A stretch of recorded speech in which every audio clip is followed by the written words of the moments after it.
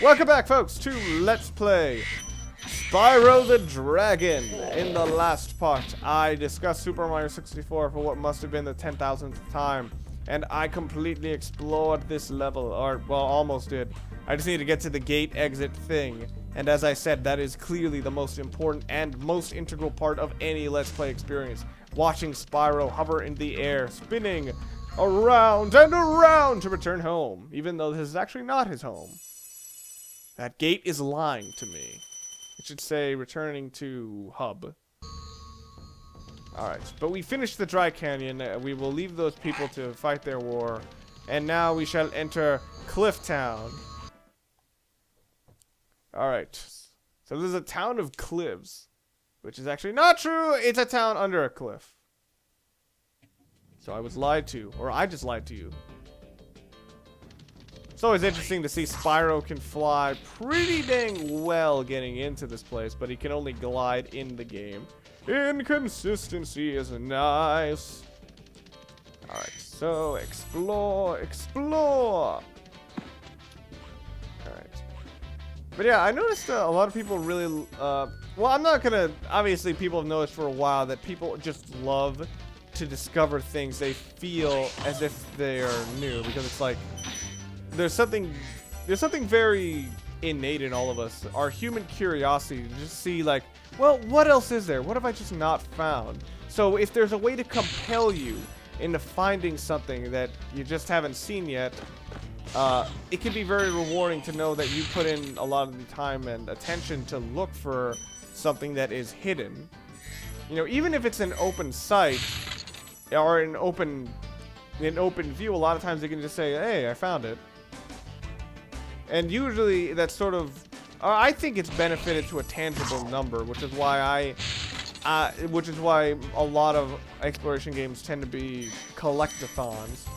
The most ridiculous overexample of this is probably Donkey Kong 64, where you have like 2,000 collectibles. How's a dragon supposed to flame metal armor anyway? Remember, Spyro, flame won't harm metal, but charging with your horns, that should do the trick. Yeah, I guess they couldn't figure out which one players were guaranteed to play against, so they had to put redundant data in some of these, which I understand, but it's like, oh, come on, you could have put more funny dialogue. So yeah. But yeah, I said the most extreme example of a super collectathon I've seen is probably Donkey Kong 64, which I haven't finished because I got to a point where I unlocked 2 worlds and then completely forgot how to go to both of them. And I forgot what they were called too. Alright, come on. Totally get this. Ah. Well, fuck you too. Oh, I forgot this guy was here. So easy! Free! This guy is free! He is a fraudulent, a thief! Did you see that? That was so simple. That was free. Alright. Oh yeah, I forgot to check these under areas.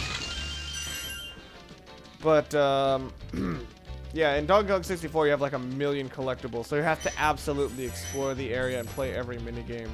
I actually think it's a really neat idea, like kind of appealing to a lot of little things. Like, you have to explore the area, so you have to go and discover things, so you can feel rewarded for natural curiosity.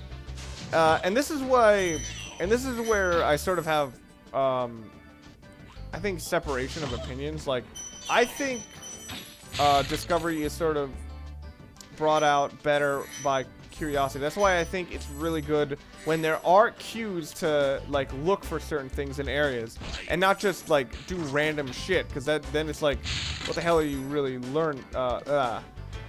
How much of that was really your cunning or your intelligence to look for the right clues, and how much of it was just guessing? You know, it's that thing of, if a machine could have done it just holding down the button or having a simple algorithm applied to it, then how the hell are you really doing anything good by discovering things? Yeah, that was poorly worded, I should say.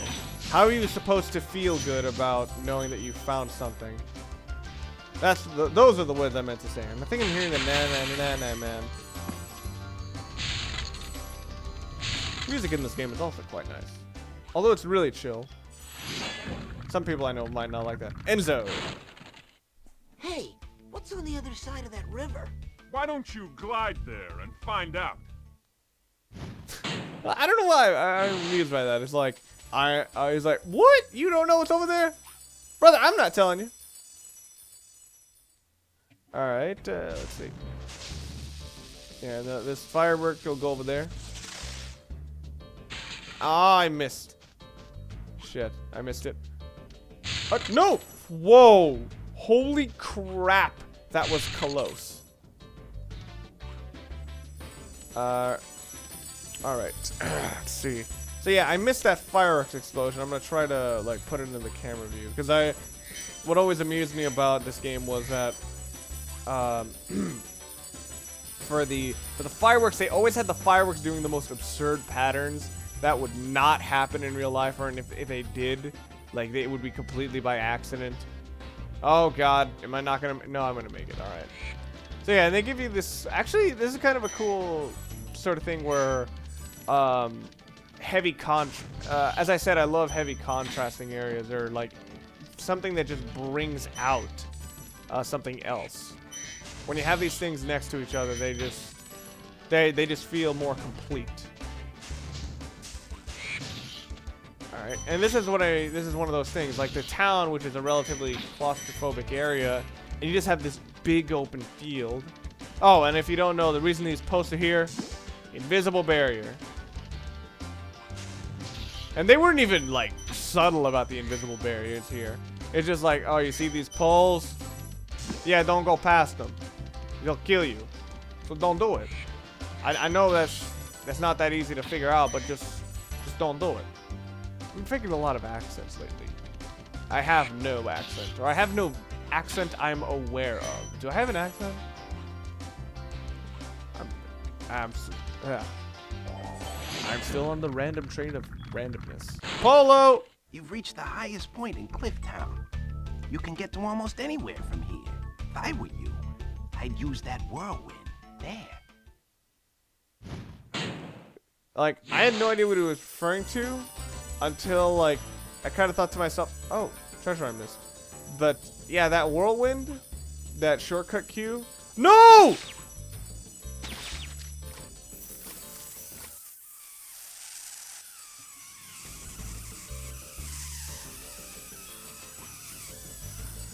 Dang it. Alright. Jeez. I accidentally landed in the water because I, like, touched the top of a sloped area. Alright. But yeah, another hidden area. I didn't even know these were called whirlwinds. I was just like I thought this was supposed to be magic, not wind, so I didn't realize that it was a whirlwind. And this one took me a while to get when I was younger. But eventually you do notice these things, so it's like, hey, wait a minute, that looks like something back there. Or it looks like something you could walk across. So yeah, hidden treasures, and I'm not sure whether this will go to 400. I'm probably gonna have to look around a bit more. Nope, 400! And I got everything. This has been really easy. I mean, I know this game is not hard, but I didn't expect it to be easy. But then again, I remember getting killed by fairly cheap stuff in like the second or third chapters, so we'll have to wait for that stuff. Anyway, return to home once again. Oh, and this is going to bring up the next area, which I think is the ice world. Did we go to an ice world yet? I don't know why, but I always like ice giants in games. It's not even like I love this stuff or anything. It's just like for some reason ice giants in games are always look good, always look really interesting to me. Like a character I really enjoyed watching in Twilight Princess was the Yeti, or the Yeti I should say. I'm pretty sure a lot of people agree with me with just his shove, and I love the character design in this area. Even though I remember this area like dying so much in this particular region. Yeah. They have sort of a rusky design, a European, like, sort of a European, sort of not, sort of this way, sort of that way. But it's actually kind of cool. Alright, more dragons. Ulrich. A word of caution, little one. Wait until you grow big, like me, before charging those large enemies. Was that the voice of Lex Luthor faking an English accent? Yeah, there's also bats in this cave. Alright. So, there's a yellow treasure here, which is usually a sign that there's something hidden. Or usually when there's treasure in a place that doesn't make any sense, that's usually a sign that there's something hidden. But it's really easy to forget, like where a treasure has been. And a lot of times they're just there at random anyway, just to try to trick you into dying. Like in 2 of those, like the one at the window, I easily could have died. Fuck, I got pounded. Yeah, as I've said, this game does not have complex combat mechanics. It's just shoot first before they do. I must pick. Oh, gee. Oh, that's another thing. If Sparks is like absorbing a butterfly, he will not be able to pick up treasure for you. And like one of the most annoying things to have in this game is like no Sparks. Like he's one of those things that you will miss if you don't have him, but you like won't appreciate that well if you don't. Crap. I remember one of these had the thing right on top of it, and it was the most annoying thing to get in this area. All right. No! Oh, damn. I should have done the flutter down, but it's always difficult to look down with it. All right. So right where the giant was. Let's just run. Speed running tactics. All right. I'd love to get an art book on this, because I think the concept art on this would be really cool. Oh, wait, no. That's where it was, over there by that dragon. And it's probably a better idea if I hit the dragon. Todor. Psst. Spyro. Some big Norks up ahead are wearing armor. And in the ice cave, armor can make their feet very slippery. Gotta wonder the logistics of that. I mean, you put steel up against like ice, and it's not exactly a no friction situation. Right, this is tricky. You have to hit the poles without falling through them. Oh no! No! Dang it. Alright, I'm gonna have to go back up there because I overshot with one and I undershot with another. That's right, I pounded into your head 3 times because you made me sad. That's how I do. Alright. Okay, come on. Alright, made it. And now I will have to go through that cave backwards. Or that area that led to this the planned route. I'll have to go through it backwards. So, but I will rescue another dragon. Andor. Thank you for releasing me. That guy's voice too, like, it sounds like I've heard it from something else as well. Or, you know, maybe I'm confusing it for this game. And I'm having some kind of weird memory lapse, as I often do. Alright, let's see. My throat is hurting. Okay. But as I said, like, steel up against snow, that doesn't really sound like it would make your feet slippery.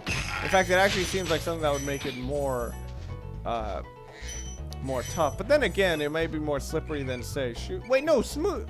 Shoes are, like, super, super slippery. I would figure they would have a very low friction coefficient, especially against ice. But yeah, this is what you're supposed to do, that you're supposed to charge them. And here's the thing, if the guys in the ice caves can put on armor, why can't anybody else? I mean, obviously that would break the game if giants had armor and they had like treasure you had to get. But come on, it don't make no logical sense. Or maybe they're doing it because it's cold in here. Wait, that's even worse. Steel is a terrible way of Steel takes a lot of heat to like absorb or like takes a lot of energy. Steel, okay, the thing with steel is it can actually absorb heat and release heat a lot better. But I'm not sure whether that's a good thing because, well, yeah, it would be a terrible thing because it would be releasing all its heat very easily. But that's it for this part. So next time on Let's Play Spyro the Dragon, I will continue this and perhaps actually express the theory of thermodynamics. But I probably won't. See you guys then.